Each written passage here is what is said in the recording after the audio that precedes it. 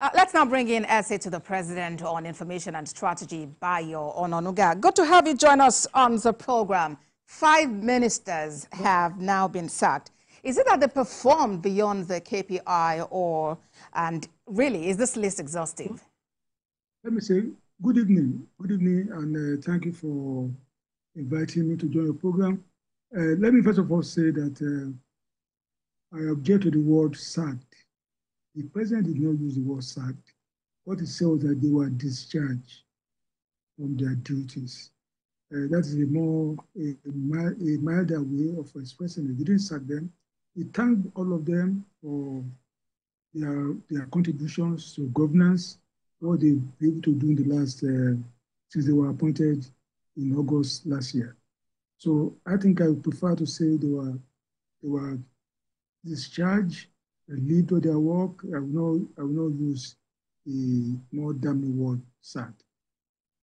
All right then. So is it because they performed, beyond, below expectations, and are we expecting to see more? The president always wanted to do a rejig of his administration. The box stops on his table.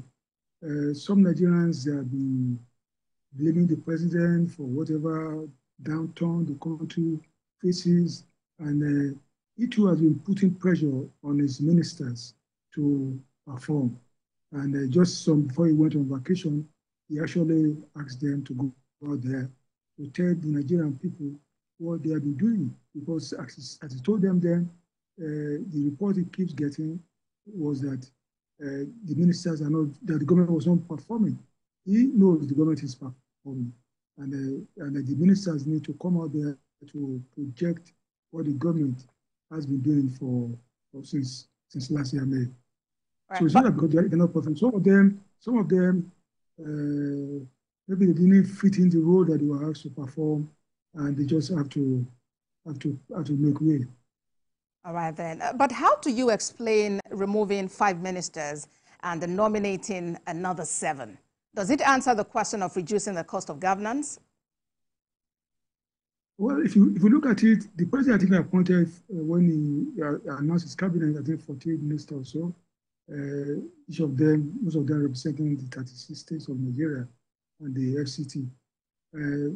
One of the 7 appointed, the man from Plateau.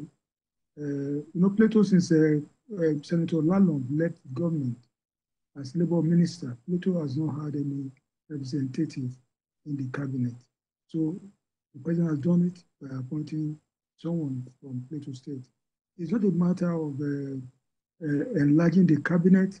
The important thing to look at is appointing the right people to do the right role. I think that's what he has done with this, with announcing 7 new names. Anambra, the president brought in Bianca Odumogo-Ojukwu. People should remember that Bianca is not new to diplomacy. She was for some years our ambassador in Spain some years ago. So bringing her in does not mean that she doesn't know that she's not the right person for that job. So I will look at all those people who have been appointed. They have been appointed based on their qualifications, based on what they could contribute to the government and the people of Nigeria. All right. And talking about some, of the names there, can you explain to us, bring in, for instance, the Minister of State for Health to be Minister of Education? What's the rationale behind that?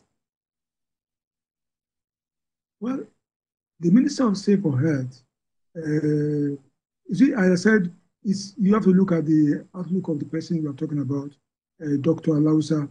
He can perform any role, anywhere you assigned to him. It's not really a big deal.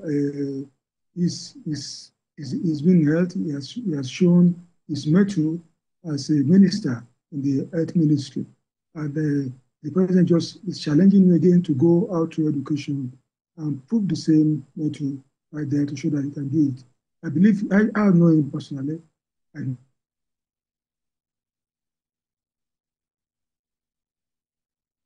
he can fit any role. All right, then. And another name that moved from one ministry to another is the Minister of Industry, Trade and Investment, Doris Uzokanite, who is now the Minister of State for Finance. What should we be expecting in terms of economic blueprint of President Tinubu? Well, let me talk about Doris. Doris once served in Imo State as Commissioner for Finance. So by asking her to go to the Ministry of Finance as Minister of State of Finance, it's just again, I said, putting her where she also performed. She's used to that kind of portfolio. And if you look at the Ministry of Finance has several agencies under its control. And I think Doris will have a lot of work to do over there, assisting the coordinating minister of the economy to function in that ministry.